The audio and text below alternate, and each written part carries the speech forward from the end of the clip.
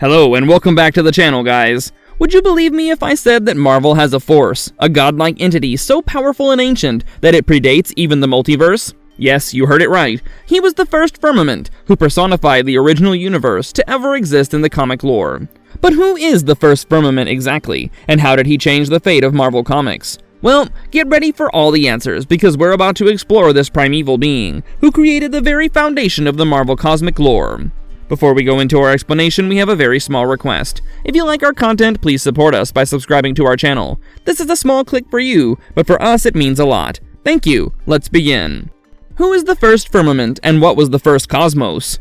Long before Marvel began juggling several alternate realities, there existed only one original universe, the First Cosmos, which was manifested by a cosmic being, the First Firmament. Sounds confusing? Put simply, the First Firmament itself was the first cosmos, which included all of reality, space, and time together. He was created by the supreme force to ever exist, the one above all. However, the First Firmament soon got lonely and ended up creating life, which led to the origin of two celestial servants, the Aspirants and the Celestials. Unfortunately, the Aspirants and the Celestials were polar opposites in nature. Termed as the Dark Ones, the Aspirants were nothing more than devoted worshippers of the First Firmament. Every time they made life on their own, they sought approval of their god, the First Firmament. On the contrary, the Celestials were colorful rebels who didn't want to just stop at creating life. They wanted their creations to grow and change, evolving through various stages of life and even death. The First Firmament saw it as a blasphemous attempt by the Celestials to disobey him, leading to the Celestial War.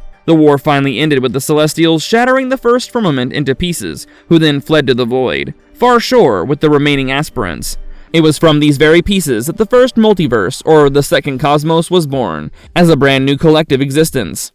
How did the Eternity War unfold, and what was the First Firmament's goal? Stuck in the void, the First Firmament had no other option than to just witness the rule of the Celestials. After colonizing the second cosmos, the Celestials created their own servants and began calling them the Omegas, which, to be honest, was a pretty direct hit on their Alpha originator. The multiverse, however, went through various cycles of death and rebirth as part of evolution, which angered the First Firmament. Filled with pride, he made it his mission to reclaim his throne of being the one and only reality. However, rather than just jumping into a fight, he waited patiently till the Secret Wars event of 2015 and the resultant birth of the 8th Cosmos to launch an attack. But why now? Well, the First Firmament knew that Eternity, embodiment of the 8th Cosmos, would be vulnerable from the renewal cycle, giving him the perfect moment to strike. He then captured Eternity and began sucking out his energy. The Aspirants, being the loyal servants they were, helped the First Firmament by damaging Eternity in every possible way. Once they impaired the two agents of universal balance, Lord Chaos and Master Order, the First Firmament manipulated them to kill the Living Tribunal, the arbiter of multiversal justice. He then blended with the dichotomous cosmic being, in-betweener, to create Logos, his pawn, who now attempted to embody multiversal law. Logos went ahead to execute the Celestials and forcefully turned Marvel's greatest cosmic threat, Galactus, into the Devourer of Worlds from Lifebringer.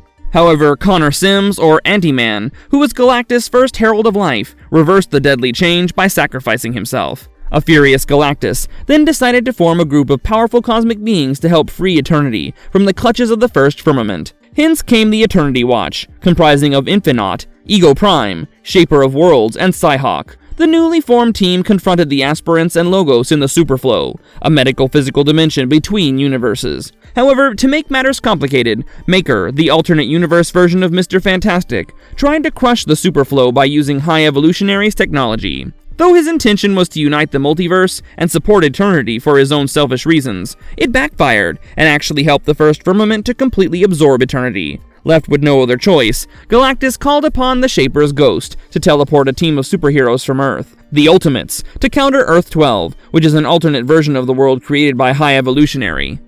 This team of Ultimates from Earth-1610 were reformed by Galactus himself, who finally helped him to restore the Superflow and Multiverse back to its original state. Galactus, along with the Eternity Watch, continued his resistance against the members of the First Firmament, and ultimately defeated Logos and the Aspirants, with further help from the resurrected Celestials, and an astral form of Black Panther. In a final showdown, the First Firmament was defeated when Eternity teamed up with Ultimate Ultimates, a group of all the incarnations of the multiverse. The First Firmament was eventually captured and dropped off at the next place, where the Ultimate Ultimates waited for him to heal.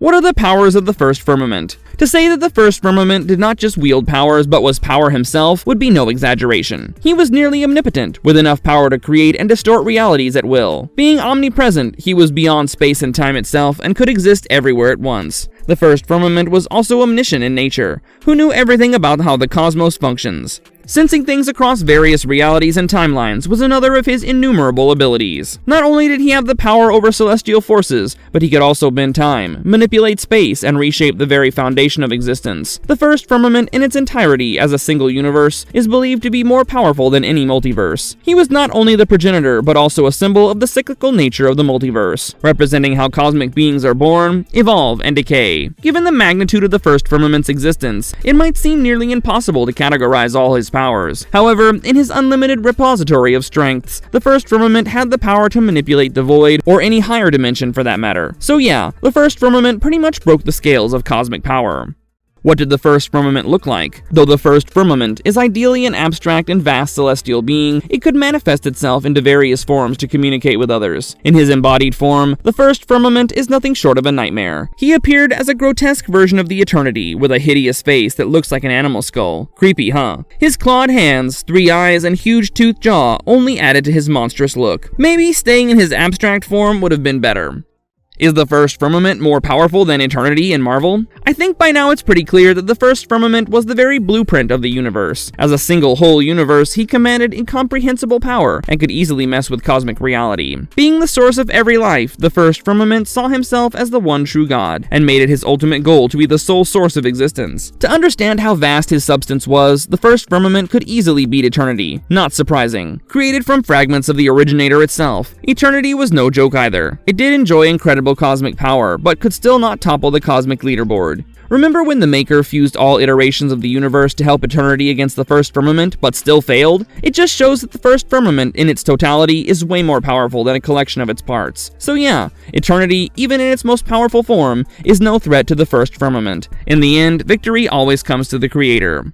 Who can kill the First Firmament? Though widely considered to be immortal, the First Firmament can indeed be challenged by some notable entities. For instance, the One Above All can threaten the First Firmament and even override his powers. Also, the First Firmament's defeat at the hands of the Celestials, it's living proof that the First Firmament can indeed be tamed, if not killed. Certain story arcs also show Galactus having enough strength to rebel against the First Firmament. However, can he kill him? Well, we know Galactus used the Ultimate Ultimates to hold off the First Firmament and exiled him, but there's no evidence of him being killed. So, ideally, Marvel has a host of mighty cosmic beings, like the Living Tribunal or the Beyonder, who can take down the First Firmament in a fight, but kill him? Seems like a far-fetched idea. I mean, wiping out the very root of existence? Is it even possible?